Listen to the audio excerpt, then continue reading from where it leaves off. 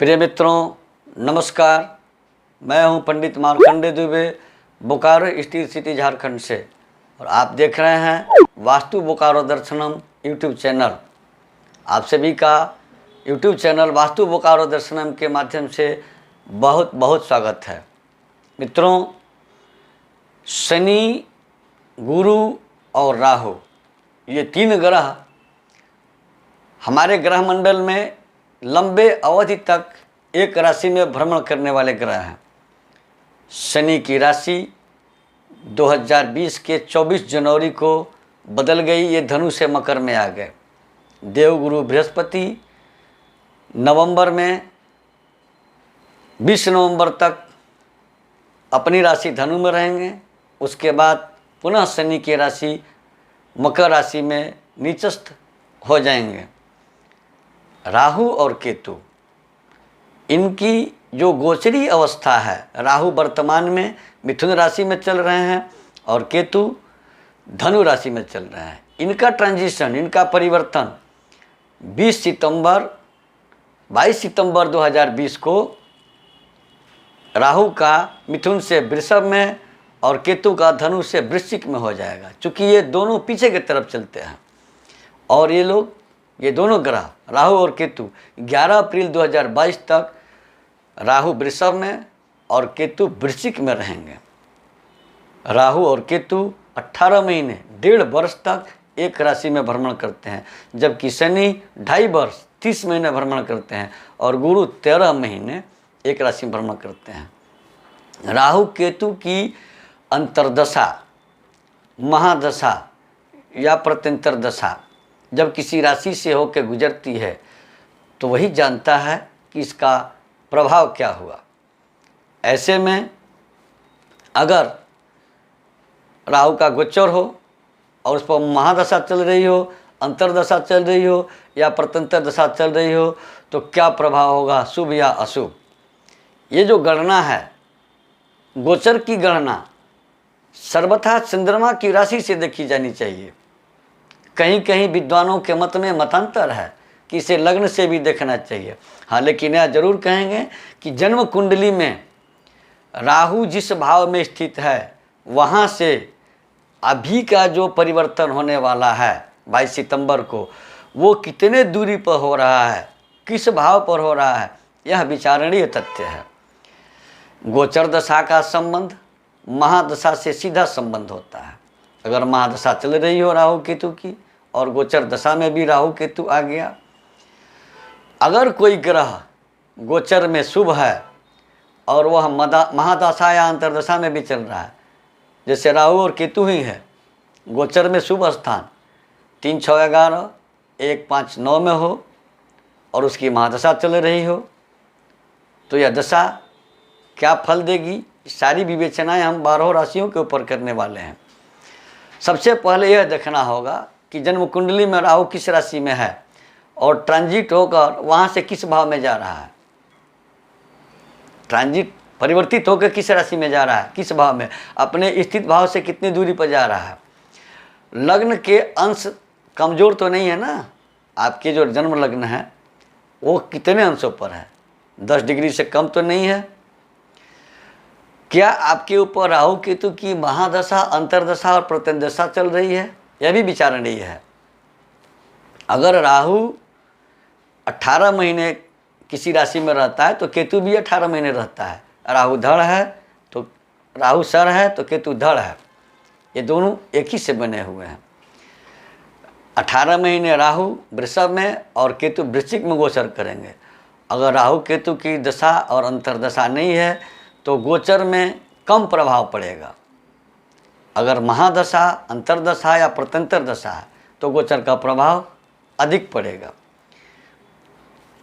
राहु केतु की दशा अंतर्दशा चल रही हो तो यह गोचर 75 से 80% प्रभाव देगा।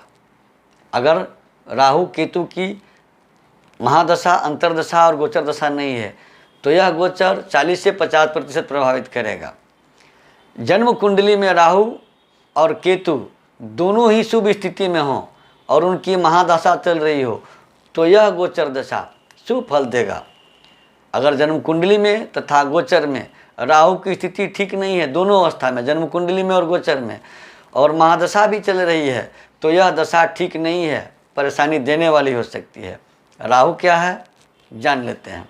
राहु षड्यंत्रकारी ग्रह है, संघर्ष कराने वाला है, इंटेलिजेंसी विभाग में काम करने वाला है, इंटरनेट के माध्यम से संदेशवाहक का काम करने वाला है, उसका प्रतिनिधि ग्रह है।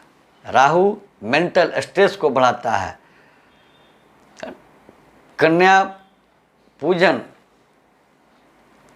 राहु के दोष का निवारण, जब कुंडली में अगर राहु से संतान की बाधा है तो कन्यादान से यह दूर होता है। और ये करता क्या है, कन्फ्यूजन, दिमाग को शॉर्ट करता है, कमज़ोर करता है, भय, निराशा, हताश, अंधकार, पतन, धनहानि, स्थान परिवर्तन और अपमान कराता है। तो केतु अचानक घटनाएं घटित कर जाता है, अध्यात्म के तरफ खींच के ले जाता है, गुप्त रहस्य दिखाता है, गुप्त रहस्य सिखाता है, अचानक गाड़ा हुआ धन देता है। ये दोनों जब परिवर्तित होते हैं, परिवर्तन होने के 3 महीने पहले ही अगली राशि को सूचित कर देते हैं, वह राशि प्रभावित हो जाता है। अब 22 सितंबर को ट्रांजिट होना है, 22 जून से ही प्रभावित राशियों के ऊपर असर दिखने लगा होगा। अगर कुंडली में राहु और केतु सही जगह पर हैं तो गोचर में भी सही जगह पर जा रहा है तो शुभ फल, और सही स्थानों पर नहीं है, गोचर में सही नहीं है तो अशुभ फल की प्राप्ति होगी। चूँकि राहु और केतु सर्वथा अशांति और पीड़ाकारक ग्रह माने गए हैं। अब हम 12 राशियों के ऊपर विवेचना प्रस्तुत करें, इसके पहले आपसे एक बार निवेदन करेंगे कि यदि अब तक आपने हमारे इस चैनल को वास्तु बोकारो दर्शनम को सब्सक्राइब नहीं किया है तो कृपया सब्सक्राइब कर लें, नोटिफिकेशन बेल दबाना ना भूलें, वीडियो लाइक करें और अधिक से अधिक लोगों को शेयर करें। राहु के वृषभ राशि में और केतु के वृश्चिक राशि में जाने से 12 राशियों में क्या फल मिलने वाला है, 12 राशियों को क्या परिणाम मिलने वाले हैं, उसमें सबसे पहली राशि है मेष राशि। मेष के द्वितीय भाव में राहु और अष्टम भाव में केतु का गोचर हो रहा है।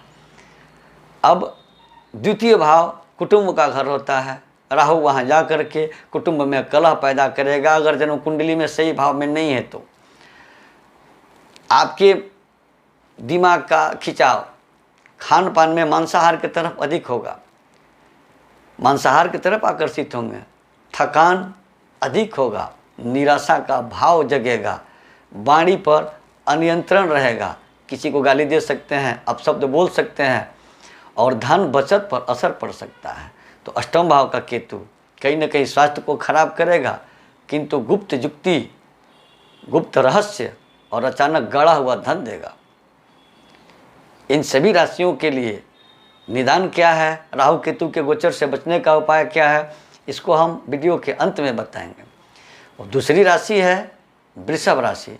वृषभ राशि के लग्न में राहु और सप्तम में केतु, लग्न में राहु, शुक्र के घर में राहु लग्न में, शुक्र लग्जरी का मालिक होता है, श्रृंगार का मालिक होता है, प्रेम संबंधों का अधिपति होता है। अगर लग्न में वृषभ राशि के लग्न में राहु का गोचर होता है तो प्रेम संबंधों की तरफ खिंचाव, वहाँ धन का व्यय और अच्छे अच्छे सुयोग्य प्राप्त कराएगा। राहु सुंदर अवसर प्राप्त कराएगा क्योंकि शुक्र की राशि है, विलासिता पर खर्च कराएगा और विलासिता के अवसर भी प्राप्त कराएगा। किंतु सप्तम में केतु वैवाहिक जीवन पर असर डाल सकता है, मैरिटल लाइफ डिस्टर्ब हो सकती है, विवाह संबंध में कमजोरी आ सकती है, शादीशुदा जिंदगी में तलाक की स्थिति आ सकती है। अगर प्रेम प्रसंग है तो निश्चित रूप से टूट सकता है। और भाग्य तथा संतान दोनों को राहु लाभ देगा, क्योंकि राहु जहाँ बैठता है वहाँ से पंचम और नवम भाव को देखता है। तीसरी राशि है मिथुन राशि। मिथुन राशि से राहु वृषभ राशि में 12वें भाव, 12वां भाव क्या होता है, मोक्ष का, कल्याण का, और केतु 6ठे भाव में। 12वें भाव को विदेश भाव भी कहा गया। 12वें भाव में राहु जाकर मिथुन राशि के जातकों को विदेश यात्रा या विदेश में सेटलमेंट करा सकता है। अगर आप विदेश में पहले से व्यापार कर रहे हैं तो अच्छे सुयोग प्राप्त कराएगा। अगर आपकी कुंडली में शुक्र भी शुभ अवस्था में है तो यह प्रभाव कई गुना बढ़ जाएगा। विदेश संबंधी कार्य अथवा विदेशों से धन किंतु खर्च को बढ़ाएगा राहु। और केतु जो है छठे भाव में होकर स्वास्थ्य में गड़बड़ी लाता है, कमजोरी लाता है, जोड़ों का दर्द, जॉइंट पेन दे सकता है, किंतु यह साहस बढ़ाने वाला ग्रह है, इंडस्ट्रिक प्लैनेट है, ये साहस बढ़ाएगा। चौथी राशि है कर्क राशि। कर्क राशि के 11वें में राहु और पंचम केतु। 11वें भाव में राहु को बहुत अच्छा माना गया है। कर्क राशि के 11वें भाव वृषभ राशि में राहु अचानक उन्नति और अचानक सुंदर सुयोग प्राप्त कराएगा, अच्छे अवसर प्राप्त कराएगा। कार्य क्षेत्र में उच्च अधिकारी आपके ऊपर प्रसन्न रहेंगे, आपके द्वारा ऐसा कार्य होगा कि अधिकारी प्रसन्न हो जाएंगे। लंबी दूरी की यात्राएं होंगी, प्रेम संबंध में ब्रेकअप हो सकता है तथा नए साथी की प्राप्ति के भी अवसर मिलेंगे। एक जाएगी दूसरी आएगी, एक जाएगा दूसरा आएगा। अगर महिला है तो पुरुष और पुरुष है तो महिला। स्टॉक मार्केट से लाभ मिलेंगे। अगली राशि है सिंह राशि। सिंह राशि के 10वें में केतु और चतुर्थ राहु। 10वां भाव कर्म व्यापार का घर होता है। 10वां का राहु अच्छा फल देता है, व्यवसाय में उन्नति, अचानक अच्छे सुअवसर की प्राप्ति कराएगा। राहु संघर्ष के साथ मेहनत कराएगा, सफलता जरूर देगा। नए नाम और ख्याति की प्राप्ति होगी। पिता से संबंध थोड़े खराब हो सकते हैं। और चतुर्थ भाव का केतु माँ के स्वास्थ्य में कमजोरी दे सकता है या माँ के साथ संबंधों को खराब कर सकता है।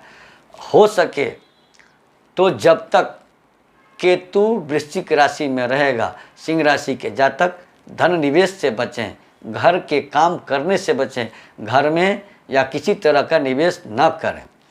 अगली राशि है कन्या राशि। कन्या राशि के 9वें भाव में राहु और तीसरे घर के केतु। राहु विदेश यात्राएं कराएगा, विदेश से व्यापार करने वालों को विदेश से विशेष लाभ दिलाएगा। केतु आत्मविश्वास को बढ़ाएगा, इंटरनेट के माध्यम से शुभ संदेश या व्यापार के सुयोग प्राप्त कराएगा, लाभ कराएगा।